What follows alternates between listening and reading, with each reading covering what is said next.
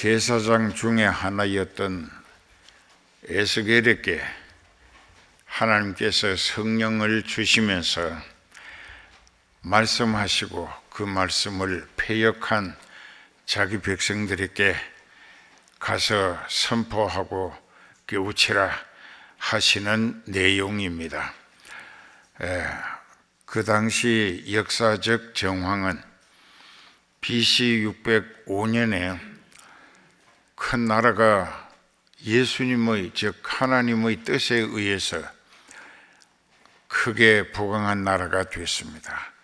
바벨론이라고 하는 나라인데 그 왕 느부갓네살이 대군을 거느리고 애굽을 정복하기 위하여 갈그미스라고 하는 곳에서 애굽과 전투를 했습니다.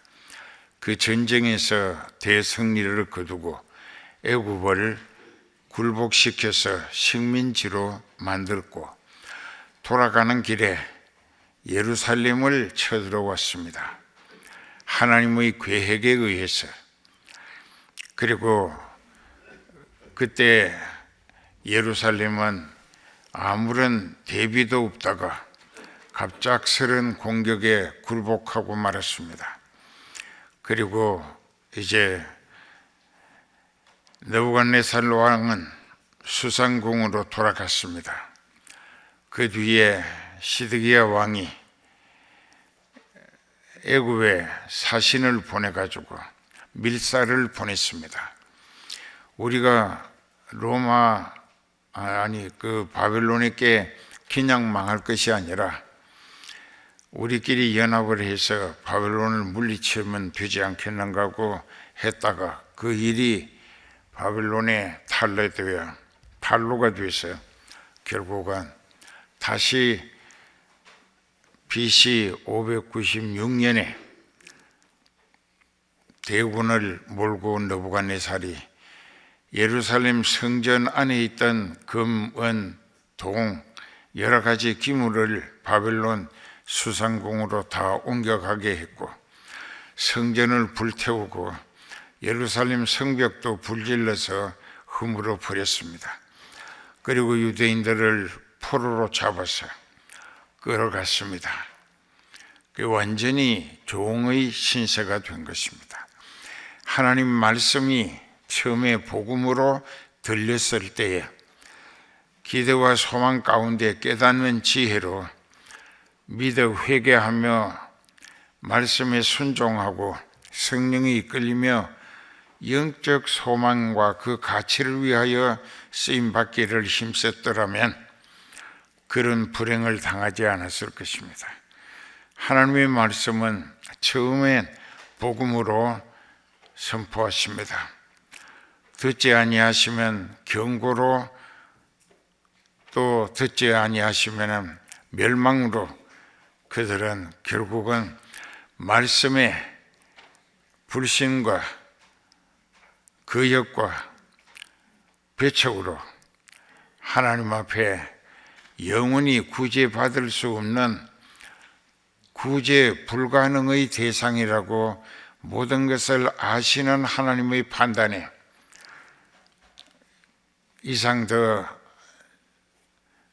참고 기다릴 필요가 없겠다고 생각되시면 그 민족은 멸망을 당하게 하시거나 포로가 돼서 끌려가서 노예시장에 팔려다니며 인간 밑바닥 생활로 원수들의 종으로 타다가 죽었어도 천국 가지 못하는 불행을 당할 수밖에 없도록 처치하신다는 것입니다.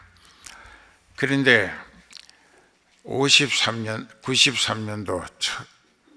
593년도에 하나님께서 제사장 중에 하나였던 에스겔에게 갑자기 소명을 주십니다. 즉 콜링이라고 하는 부르심을 받게 된 에스겔에게 하시는 말씀이 1절부터 6절까지 이어집니다. 이제 풀이하겠습니다. 그가 내게 이르시되 인자야 일어서라 내가 네게 하리라 하시며 말씀하실 때에 그 신이 내게 임하사 즉 성령을 주시어서 하나님과의 대화가 시작되도록 그렇게 역사하십니다. 말씀하실 때에 성령이 내게 임하사 나를 일으켜 세우시기로 내가 그 말씀하시는 자의 소리를 들으니까 내게 이르시되 인자야 내가 너를 이스라엘 자손 중에 패역한 백성 즉 패역했다고 하는 것은 하나님의 말씀과 뜻을 정반대로 거스리는 것을 패역이라고 합니다. 그래서 인자야 내가 너를 이스라엘 자손 그 자손이 어떤 자손이냐 하나님의 말씀을 거역하고 하나님의 뜻을 거꾸로 행하는 패역한 백성 나를 배반하는 자들에게 보낸다. 그들과 그 열조가 내게 범죄하여 오늘날까지 이르렀다.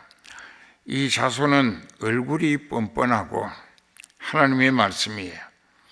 마음이 강팍한 자라 굳어버렸다 이게요. 그리고 내가 너를 그들에게 보내노니 너는 그들에게 이르기를 주 여호와의 말씀이 이러하시다라고 일러주라. 그들은 패역한 족속이라 듣든지 아니 듣든지 너는 가서 그들에게 내 말만 전달하라. 그리하고 그 말이 이루어지게 될 때 경고한 말씀이 불행한 비극적 역사로 시작될 때에 그들이 비로소 깨닫기를 아하 우리 가운데 하나님이 쓰시는 선지자가 있었구나 하는 것을 알게 할 것이다. 5절에 한 번 더 그들은 패역한 족속이라 듣든지 아니 듣든지 그들 가운데 하나님이 보내시고 세우시고 붙들어 쓰신 하나님의 대언자 선지자가 있었다는 사실을 그들이 자기들의 죄값으로 비참하게 되어질 것이라는 예언이 이루어질 때에 그 고통을 시작하면서 비로소 아하 그 선지자가 하나님이 보내신 선지자였고 우리를 이런 불행 당하지 않게 회개하라고 우리에게 권고했던 선지자였었구나 하는 것을 알게 만들어 주시겠다는 것입니다. 6절에 인자야 너는 비록 가시와 찔레와 함께 처하며 정갈 가운데 거할지라도 그들을 두려워 말고 그들의 말도 두려워 말지니라. 그들은 패역한 족속이라도 그 말을 절대로 두려워할 것 없고 그 얼굴도 무서워 말라. 그들은 심히 패역한 자라 듣든지 아니 듣든지 반복해서 하나님의 말씀을 대언하는 선지자에게 하나님이 걱정을 하십니다.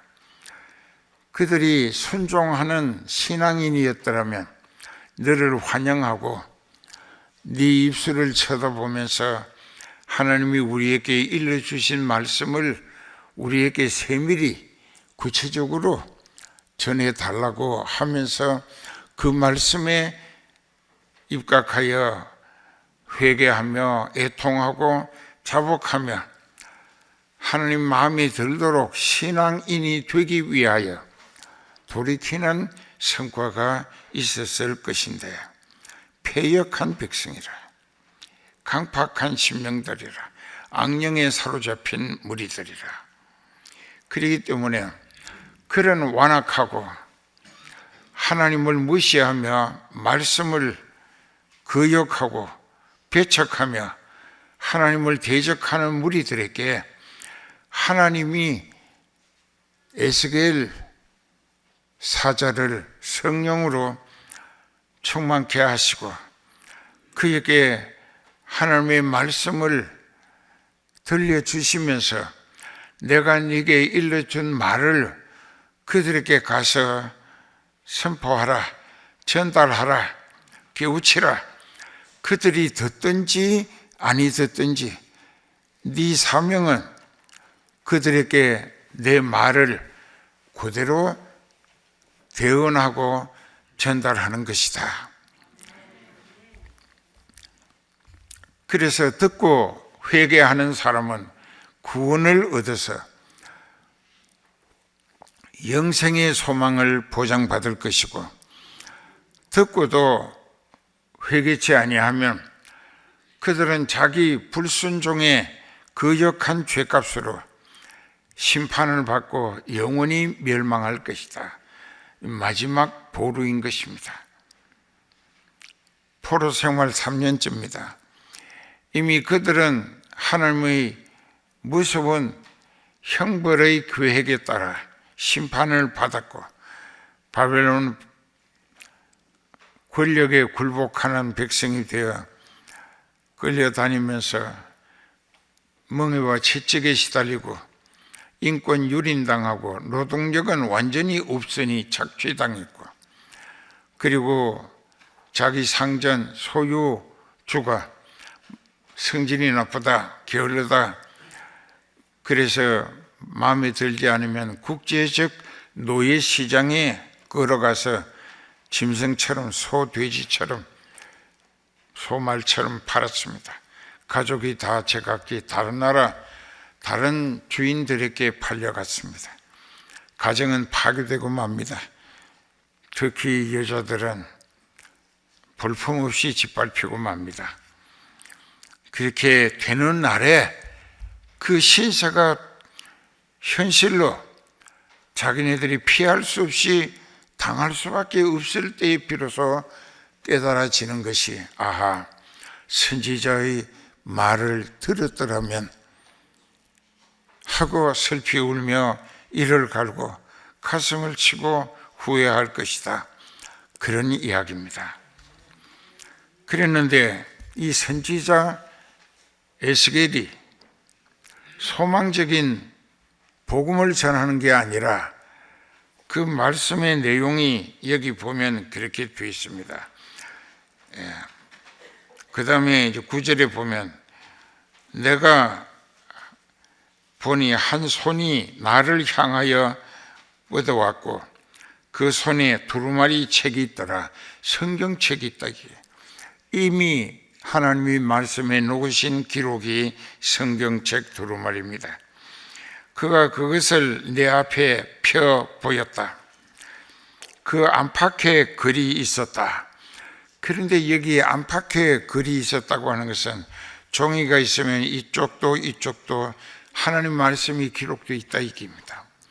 근데 성경은 원래 양의 가죽을 얇게 만들어 가지고 거기다가 역청에다가 그리고 양의 피를 섞어서 삭혀 가지고 삭혀서 그것을 가지고 잉크로 씁니다.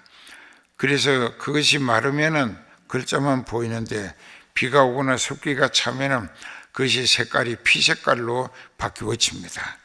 그 성경은 하나님의 말씀이고 말씀은 예수님이시고 예수님은 십자가에서 택하신 자기 백성들의 구원을 위하여 언약의 피, 보배 피를 흘리신 분이십니다. 그런데 그 성경이 그때 하나님이 에스겔에게 보여주신 것은 안팎에 적혀 있다 이게요. 그만큼 하나님의 기대가 간절한 말씀들이었다는 것입니다. 그것이 무엇을 기록된 것이냐 하면 그 뒤에 그가 그것을 내 앞에 펴 보이시는데 그 안팎에 글이 있었고 애간장 타는 노래를 애가라고 합니다. 애곡, 애간장이 타는 통곡을 애곡이라고 합니다. 그 다음에 재앙의 말이 기록되었더라. 자, 여기 재앙의 말이 기록되었더라. 여기 보면은 이제 애곡도 애가도 재앙의 말이 기록되어 있었다. 자, 이것은 복음으로 전해지는 것이 아니라 경고의 말씀, 경고의 말씀들이었습니다. 그러면서 마지막 하나님은 한 번 더 그 백성들에게 회개할 기회를 주시기 위하여 애간장 타는 심정, 하나님이 애통해 하시고 애곡하시면서 그들이 회개치 아니하니까 하나님이 우시면서 그렇게 애타게 일러주라고 에스겔에게 주신 재언의 말씀들이었다는 것입니다. 근데 여기에서 우리는 8절에 가봅시다. 오늘 본문의 8절에 가서 보면은 인자야 내가 네게 이르는 말을 듣고 그 패역한 족속처럼 너도 패역하지 말고. 자, 이 말씀이 무엇일까? 그 시대에도 엘리야는 눈물의 선지자였고 또 이사야는 칼날 같은 대언의 선지자였습니다. 또 이렇게 에스겔도 애간장 타는 심정을 가지고 즉 하나님과 같은 심정으로 그 백성을 향하여 하나님의 말씀을 깨우치고자 대언하기에 자기 모든 것을 집중하는 이런 사역자였습니다. 그랬는데 하나님의 걱정이 있습니다. 에스겔을 보내시면서 너도 사람이다 이게. 그래서 인자라고 했습니다. 사람 인자 아들 자자예요. 사람의 아들이라. 이것도 사람이기 때문에 내가 주는 말을 선포하러 갔다가 듣는 사람들이 악령에 사로잡힌 사탄의 앞제비가 돼 있고 또 그들이 거칠고 마귀가 시키는 대로 저거 하나님의 사자니까는 쳐 죽이라, 때려 죽이라. 그러나 이사야는 끝까지 하나님의 말씀을 60년간 대언하다가 톱으로 산채에 묶여서 나무 위에다 눕혀놓고 7토막을 썰어서 순교당했다고 합니다. 예레미야는 눈물로 평생을 자기 머리는 물통이 되고 눈은 눈물 근원이 됐다고. 그렇게 내가 다시는 여호와의 이름으로 하나님의 말씀 선포하지 않으리라고 다짐을 합니다. 왜? 하도 얻어맞고 옥에 갇히고 물 없는 구덩이에 쳐놓고 착고에 채워두고 그러니까는 뺨도 맞고 그래서 다시는 그거 당하고 싶지 않아서 내가 이제 이상 더 하나님의 말씀을 대언하지 않을 거야 했더니 그날 밤에 성령이 자기 속에 불타는 성령이 청동질 하시는데 다시 나가서 이 백성들에게 회개하라고. 너희가 비참하게 멸망당할 터인데 그렇게 되고 싶지 않고 구원을 얻기 위하여 애통하고 자복하며 회개하라고 가서 또 외치라. 네가 얻어맞든지 옥에 갇히든지 또 착고에 채우든지 물 없는 구덩이에 쳐넣든지 물에다가 주전자에다가 고춧가루를 타가지고 거꾸로 발목을 저 높은 데다가 보통 그 기둥 위에 얹혀있는 들보에다가 묶어서 거꾸로 매달아 놓고 코와 입으로 고춧가루 섞은 주전자 물을 계속 붓습니다. 그 죽으라는 것이죠. 그런 고통이 여러 번 겪었는데 당하기 싫어서 안 하겠다고 했더니 성령님은 가서 하라 해야 된다고. 네 사명이 그것이라.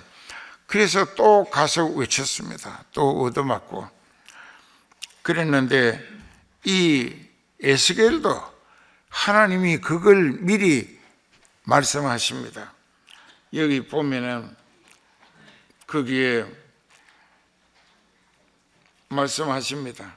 인자야, 내가 네게 이르는 말을 듣고 그 패역한 족속같이 너도 패역하지 말고.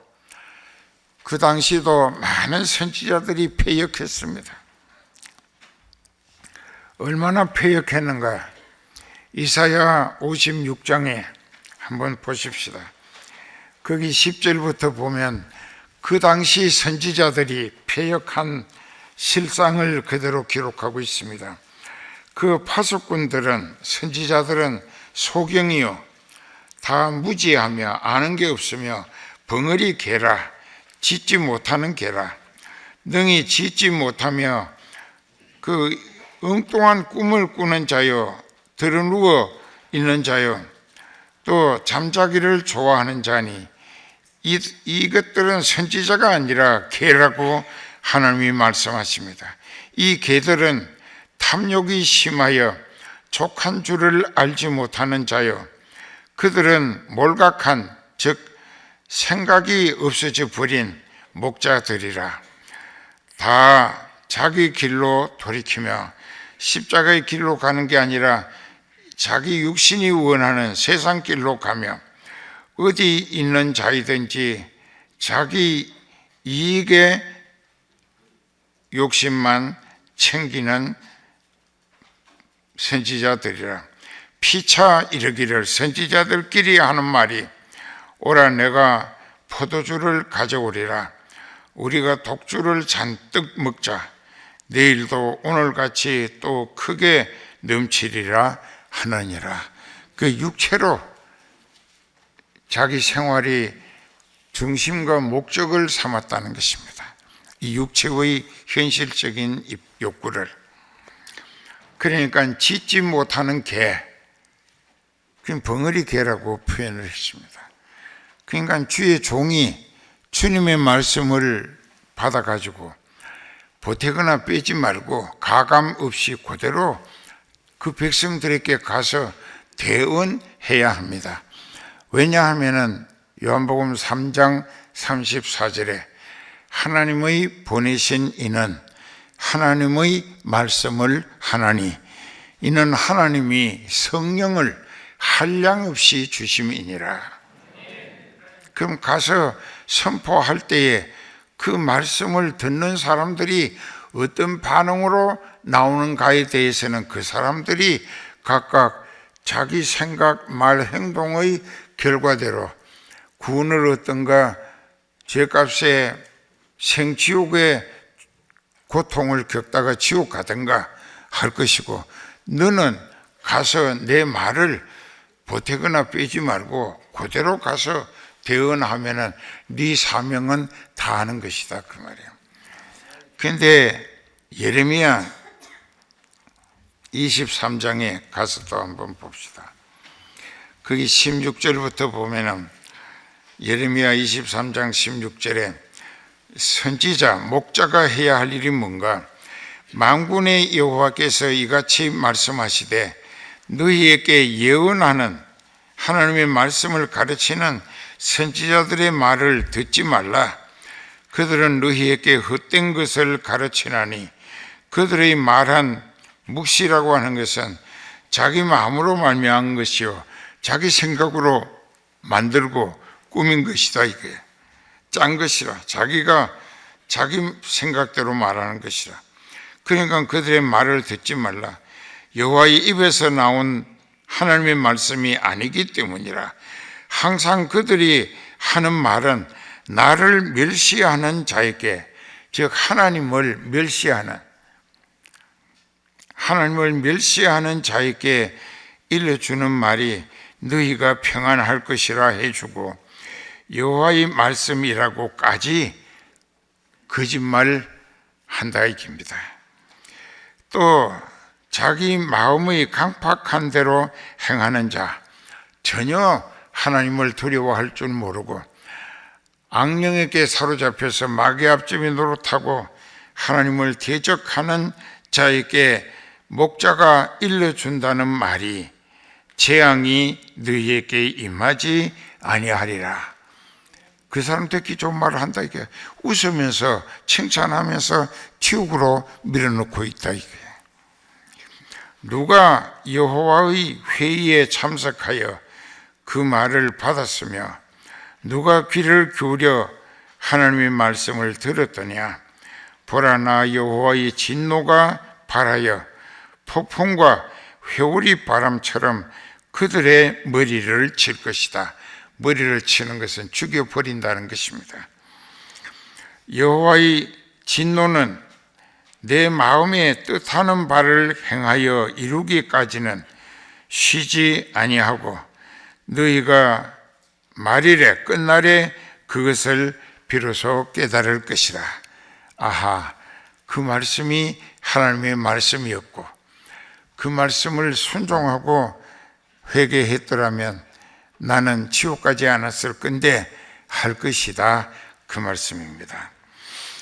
그 다음에 22절에 참목자는 어떤 일을 하느냐. 그들이 만일 하나님 앞에 사역할 때에 내 백성에게, 즉 양떼들에게 내 말을 들려줘서 그들로 악한 길과 악한 행위에서 돌이키게 했어야 하지 않겠느냐. 요한복음의 12장 47절부터 사람이 내 말을 듣고 지키지 아니할지라도 내가 저를 심판하지 아니하노라. 내가 온 것은 세상을 심판하려 함이 아니요 세상을 구원하려 함이로라. 그 다음에 잘 들으세요. 나를 저버리고 내 말을 받지 아니하는 자를 심판할 이가 있으니 곧 나의 한 그 말이 마지막 날에 저를 어떻게 한다고? 심판한다 이게.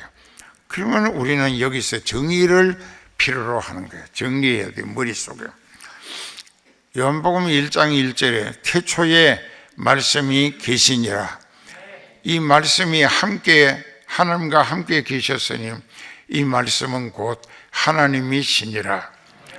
거기 요한복음 1장 14절에 이 말씀이 육신이 되어 우리 가운데 거하심에 우리가 그의 영광을 보니 아버지의 독생자의 영광이요 은혜와 진리가 충만하더라. 누구라고? 예수님이에요. 예수님은 태초에 계신 말씀, 하나님과 함께 계신 말씀, 그리고 하나님이신 그 말씀이 육신을 입고 세상에 오신 거예요. 그리고 그 예수님이 피를 흘리신 것이 언약의 피라. 택한 자기 백성들의 죄를 용서받도록 흘리시는 언약의 피인데 제한적 구속이라고 하는 장로교 교리 가운데 있습니다. 예수 그리스도의 제한적 구속, 아버지와 하나님의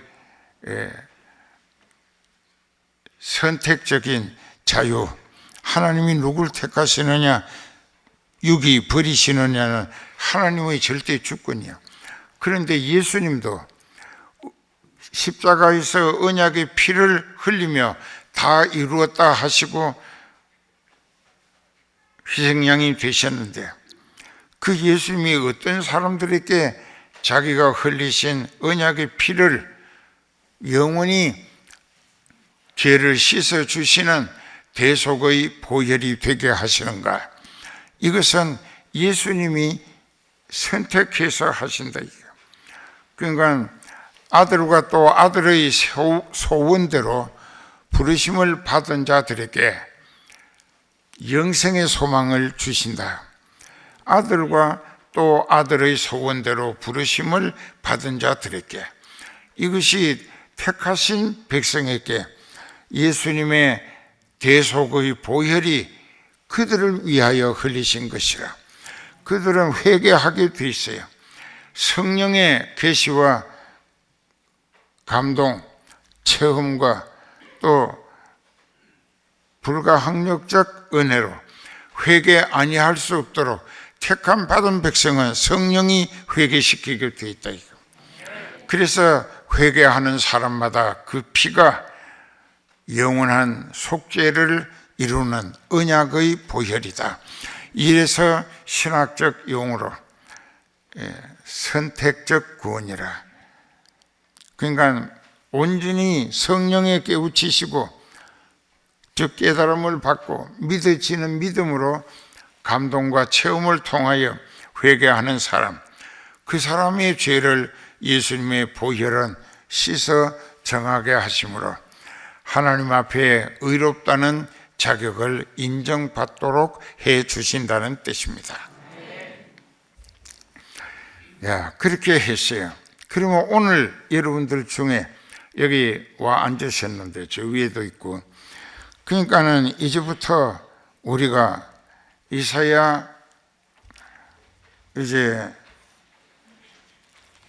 이사야서에 보면은 또 그런 말씀도 있습니다. 이 백성들이 29장 14절에 보면은 이 백성들이 나를 가까이 하여 입으로는 나를 존경하되 그들의 마음은 내게서 떠났나니 사람의 계명으로 가르침을 받았을 뿐이라. 그러니까 요즘 목사님들이 성령 충만해서 성령이 말하게 하시는 말씀은 성령은 하나님의 영이니까 하나님의 말씀이 틀림없어요. 그러나 반대로 그 목사님이 자기가 설교하기 위해서 어떤 제목을 정하고 거기에 자기 생각, 자기 신학적인 편견과 자기가 시도하는 목회 방침을 잘 조화롭게 조립시켜서 자기가 설교문을 완성해 가지고 하나님의 말씀이라는 거짓 포장을 씌워서 그 신도들에게 선포한다 이게. 그래서 그 사람 개인의 목적을, 즉 목회 계획이나 또 다른 어떤 목적을 위해서 자기 말이에요. 그 인간 아무개의 말이지 성령이 태어나게 하시는 하나님의 말씀이 아니다 그 말이에요. 그런 설교는 억만 번을 들어도 한 영혼도 구원할 수가 없습니다. 왜냐하면 로마서 1장 16절에 내가 하나님의 복음의 말씀을 부끄러워하지 아니하노니 이 복음은 모든 믿는 자에게 구원을 주시는 하나님의 능력이 됨이니라. 그 시편 119편 103절에 주의 말씀이 내 입에 어찌 그리 단지요 꿀보다 더 단이다. 영적으로 건강한 사람, 하늘 소망에 신령한 기쁨이 넘치는 사람은 하나님의 말씀이 어떤 말씀이든지 간에 그 말씀은 자기에게 영적인 영생의 소망의 유익을 위하여 목자를 통해 주시는 말씀으로 받아들이기 때문에 감사하게 눈물을 흘려 감사하며 꿀보다 더 달게 받아들인다. 기도합시다.